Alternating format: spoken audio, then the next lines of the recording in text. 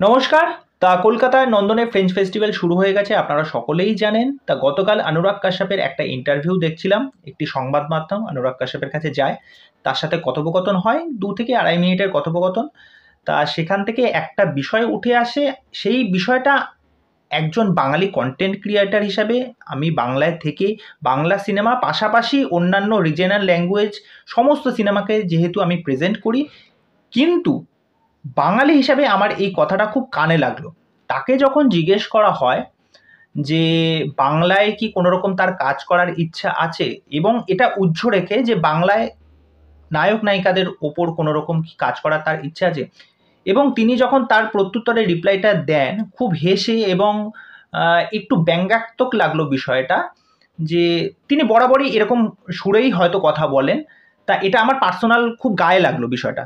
বলে যে আমি বাংলায় লোকেশনে অবশ্যই কাজ করব, বাংলায় কাজ করব, কিন্তু বাংলা সিনেমা নয়, সেটা হিন্দি সিনেমা নিয়ে। তা আমি বলবো যে আমাদের বাংলায় কিন্তু ট্যালেন্টের অভাব নেই, সেটা গানের জগৎ থেকে শুরু করে হোক, অভিনয়ের জগৎ থেকে শুরু করে হোক, পরিচালনার দিক থেকে হোক, ঠিক আছে, বাঙালিরা সর্বক্ষেত্রে এগিয়ে আছে।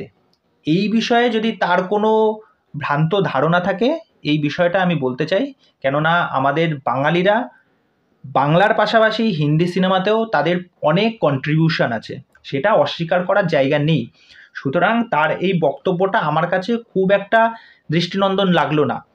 একজন এত বড় মানের ডাইরেক্টর, তিনি যখন একটা ইন্টারভিউ দিচ্ছেন, হয়তো এই বিষয়টাকে তিনি যখন বাংলায় এসেছেন, ফ্রেঞ্চ ফেস্টিভ্যালে এসেছেন, এই বিষয়টাকে নিয়ে একটু অন্যভাবে হয়তো কথাটাকে থ্রো করতে পারতেন। আর যারা এই ফ্রেঞ্চ ফেস্টিভ্যাল নিয়ে মাতামাতি করছিল, তারা বুঝতেই পারছো, তাহলে কি তাদের কথাবার্তার সুর কি এরকম যে তারা কি বাংলা সিনেমা বা বাংলার এই কাজটাকে সেরকম চোখে দেখে না? তারা ভাবনা চিন্তা কি করছে বাংলাকে নিয়ে? আদৌ তারা ভাবনা চিন্তা করছে না। কিন্তু আমাদের মতো যারা কন্টেন্ট ক্রিয়েটার আছি, মানে তারা সমস্ত সিনেমাকে নিয়েই আমরা মেতে থাকি, সেটা সাউথ বলি, সেটা কন্নড় বলি, মালায়ালাম বলি, এটা ওটা যা কিছু আছে সমস্ত কিছু, ইংলিশ বলি, বাংলা তো আছেই, হিন্দি আছে।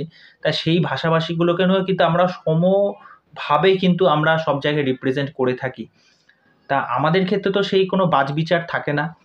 তা তিনি এই যে বক্তব্যটা রাখলেন, এটা আমার পার্সোনালি খুব মানে বাজে লাগলো। তা এটাই হচ্ছে বক্তব্য বিষয়। এই বিষয়ে তোমাদের যদি কোনো মতামত থাকে অবশ্যই আমার সামনে শেয়ার করো।